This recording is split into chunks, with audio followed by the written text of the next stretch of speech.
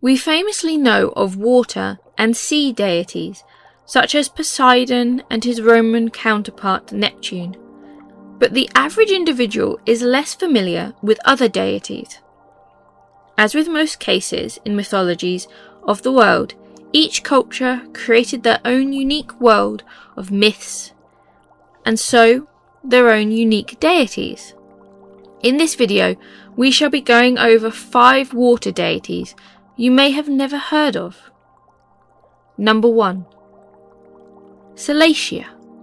Derived from the Latin word sal for salt, Salacia was known and worshipped as the goddess of salt water who presided over the deep depths.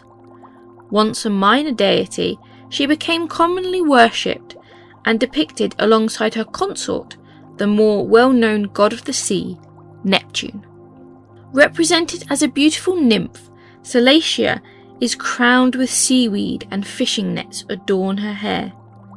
Seen as the more calmer aspect of the sea compared to her stormy husband, Salacia is known for the depths from the myth involving her courtship with Neptune. Once said that Salacia had grabbed the attention of Neptune, and she too was in awe of him. Although Neptune showed an interest in Salacia being his bride, others wished for him to marry another. Hoping to preserve her dignity and her virginity, Salacia slipped from Neptune's view and hid in the depths of the Atlantic Ocean. The distraught Neptune sent out many to find her, to persuade the fair nymph to return and share his throne. One dolphin found Salacia in the dark depths and bade her Neptune's request. Salacia happily agreed, and since then has forever been associated with the dark depths by the Romans. Number 2. Ryujin.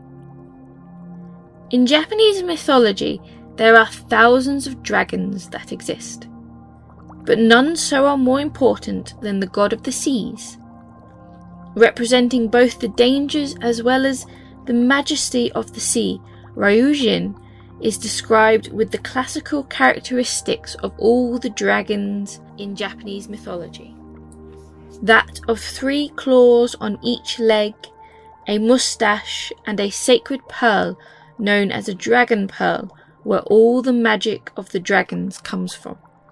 Ryujin resides in the depths of the sea in a luxurious palace made from red and white coral and inlaid with precious stones.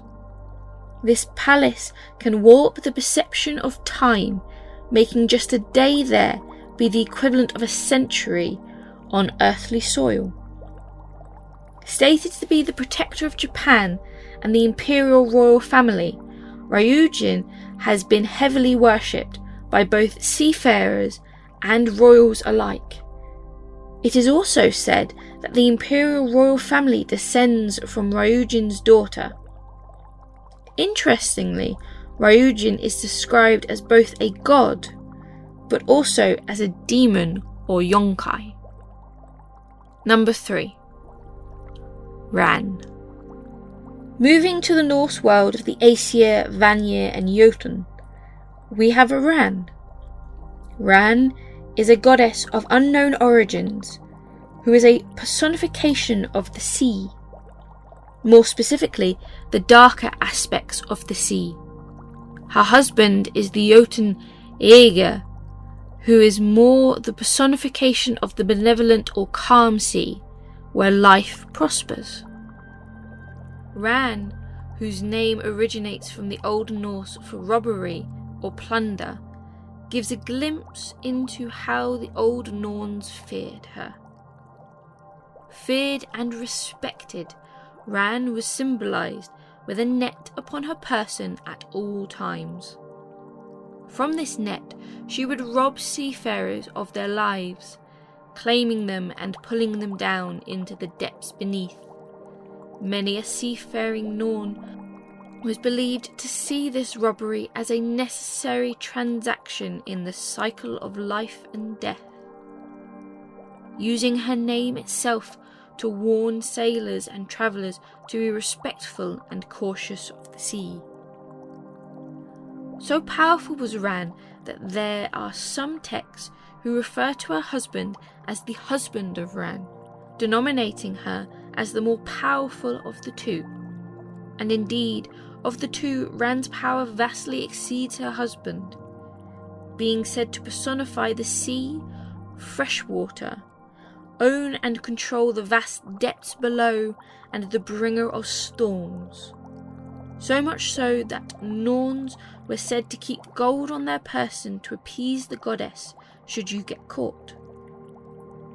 Some said the gold was for freedom, others for a quick death. Number 4. Mami water. It is believed by many that humans are influenced by other humans. The same too is said of mythology. Aspects of previous stories or images from the forgotten can influence the imagination.